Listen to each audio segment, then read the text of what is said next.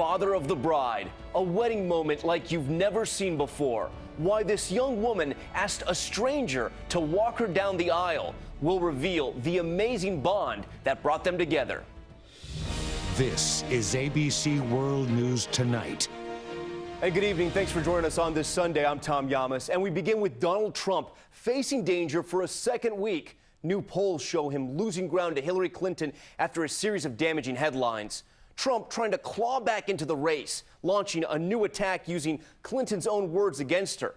The ABC News Washington Post poll, take a look, showing Clinton extending her lead by 8 points, 50 to 42%.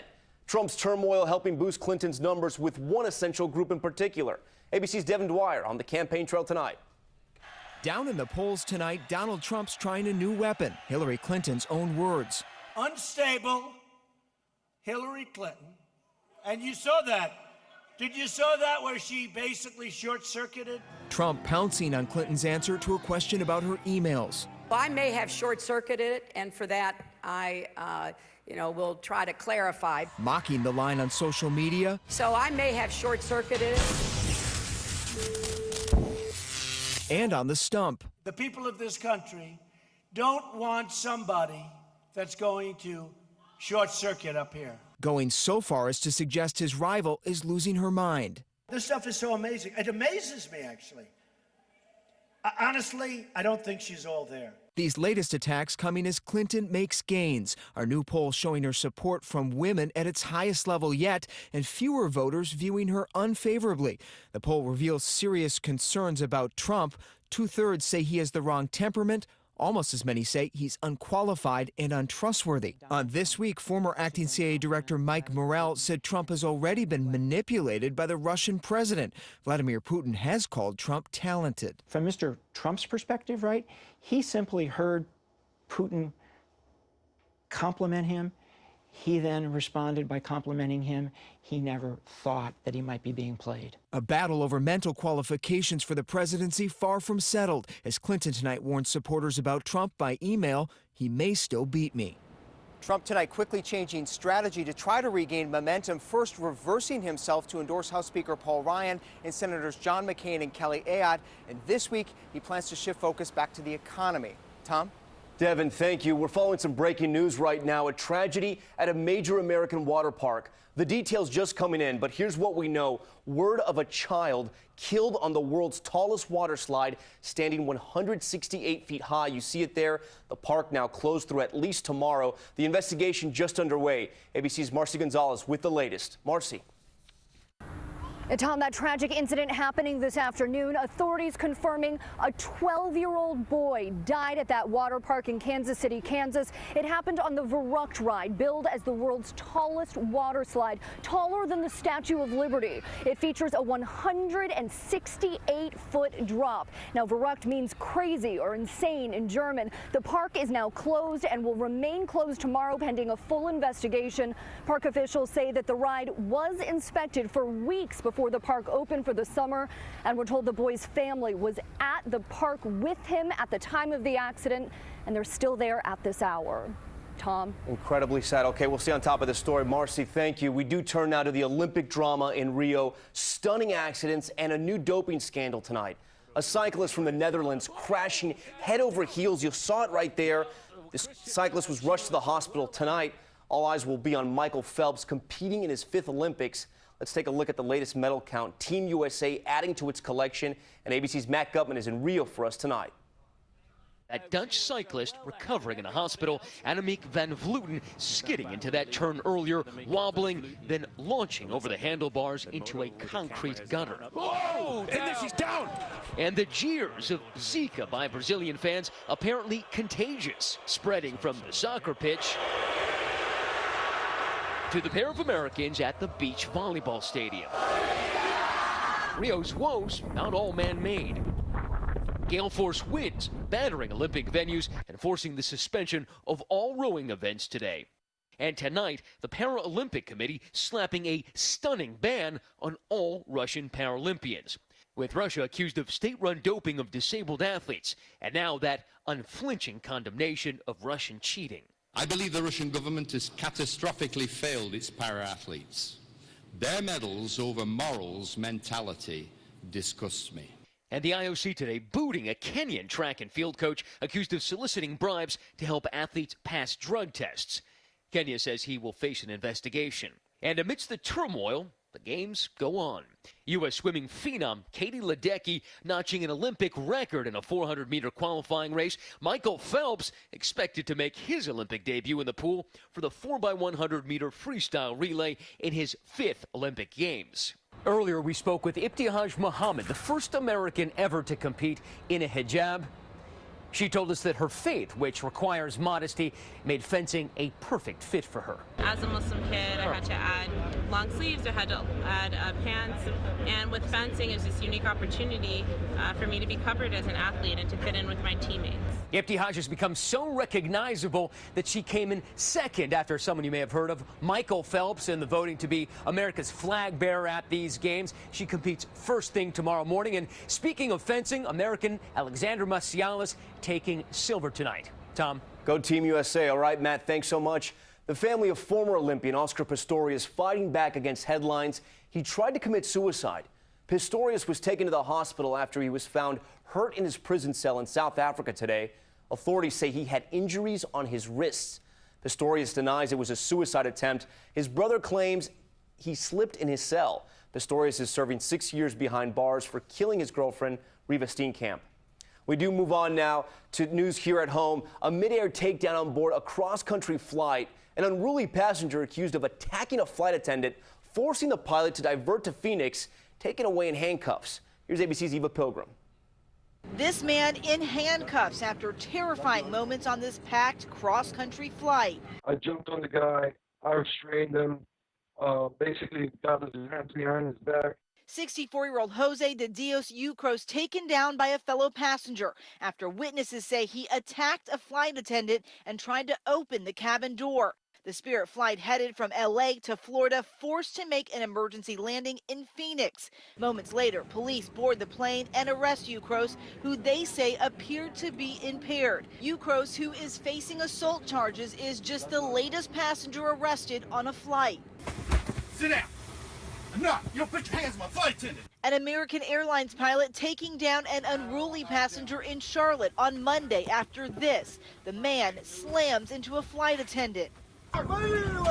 Several passengers fight to subdue the man in the red shirt, finally restraining him with tape and seatbelts on a Russian plane. And in June, 2 fighter jets escorting a Delta flight to the ground after a passenger made threats against the plane. He was walking up and down the aisle, staring at people, acting very unusual, anxious, rubbing his chest, and wouldn't sit down. The Flight Attendants Association tells ABC News they are seeing more and more cases of unruly passengers. The leading cause? Alcohol. Tom? Eva Pilgrim for us tonight. Eva, thank you. Overseas, ISIS claiming responsibility for a terror attack in Belgium. 2 police women were injured when they were attacked by a man armed with a machete outside Brussels Saturday. ISIS claiming a soldier for them attacked her and was killed by a 3rd officer. The Prime Minister today increasing security. Police say he was an Algerian national twice ordered to leave that country. And police tonight announcing a terror arrest in France. The suspect, cleared of being the getaway driver in the Charlie Hebdo terror attack, is now accused of trying to join ISIS in Syria. The 20-year-old who remained on France's terror watch list was found on the Turkish border. He's now waiting for extradition back to France. Back here at home, the mystery murder of a jogger killed in New York City and the chilling message from her family to the attacker. Karina Vetrano was attacked while running near her home. Her mother warning the attacker, quote, "You will pay." ABC's Gloria Riviera on the manhunt for her killer. I guarantee you, you will pay forever. Tonight, a raw, emotional vow to find the killer who assaulted and strangled this 30-year-old jogger in New York. The whole entire world knows what a pathetic, puny, weak piece of filth that you are. Police hopeful that DNA evidence will lead to the person who attacked Karina Vetrano as she jogged alone Tuesday in broad daylight, just blocks from her home. This woman put up a ferocious fight right to the end. She was beaten quite severely. Vetrano's father finding her body. The heartbroken New York City firefighter thanking investigators as they relentlessly search for evidence and witnesses that could lead to the killer. Justice will be served. Police say they don't believe Vetrano knew her killer. There is now a $10,000 reward for information leading to an arrest. Tom? Gloria, thank you. Now to the extreme weather moving in on the south. Heavy rain, flooded streets, and strong winds in Tampa, Florida today. And turning worse as we head into the week. And Tropical Storm Javier now forming off the west coast of Mexico, closing in on land. Let's get straight to ABC senior meteorologist Rob Marciano. Tom, this is going to be a multi-day event across northwest Florida. Really 4 or 5 days worth of rain. Could see over a foot in some spots. You can see the dense coverage here on the radar, and as we zoom in, there's really rotating onshore. Flood watches posted for the Big Bend area, including Cedar Key, until Tuesday night. And with this deep tropical moisture rotating in, we could see 4 to 6 inches of rainfall just in the next 2 days. And this low kind of drifts across the Florida panhandle through Thursday, even Friday, and 8 to 12 inches of rain along the immediate coastline, certainly a possibility. You mentioned Tropical Storm Javier. It's about 150 miles west of Manzanillo. It will make a run at Cabo San Lucas tomorrow night, mostly as a tropical storm. And then some of this moisture is going to get into the desert southwest of the U.S. around Wednesday or Thursday. So the southwest and the southeast corners of this country under the gun this week. All right, we'll keep our eye on it. Rob, thanks so much. Tonight, a major headline from one of baseball's biggest and most polarizing players. Yankee slugger Alex Rodriguez tearfully announcing his final days with the team. The struggling star will play his final game in the Bronx on Friday. ABC's Adrian Bankert on the player fans either love or love to hate. Tonight, Alex Rodriguez counting down the days. I love this game, and I love this team. And today, I'm saying goodbye to both. The New York Yankees releasing the controversial lightning rod from his contract. The 41-year-old emotionally reflecting on his career. At 18, I just wanted to make the team. The slugger plagued with troubles his last several seasons. Suspended in 2014 for performance-enhancing drugs, and this year a miserable one on the field, striking out more often than scoring.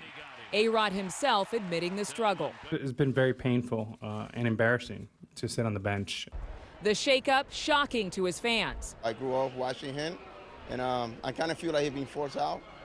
But that's the powers that made that decision. But it's not a farewell to the franchise. A-Rod will remain as a special advisor to the team through December of 2017. And the Yankees still on the hook for his salary next year, $21 million.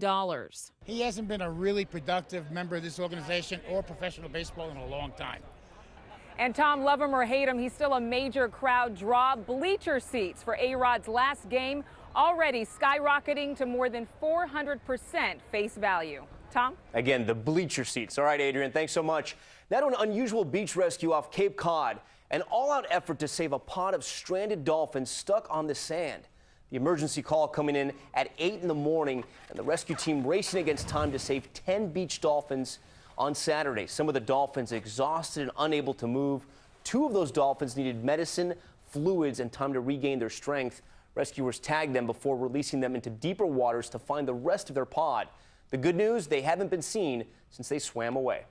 Still ahead on this Sunday night, we're finding out what caused a powerful house explosion, the new details coming in, and a consumer alert, thieves getting new iPhones and charging them to your mobile account, how they're doing it, and how you can protect yourself. And Airborne, the shark with some serious hang time, refusing to be reeled in. We'll show you how this fishtail ends. ABC World News Tonight, brought to you by Aleve.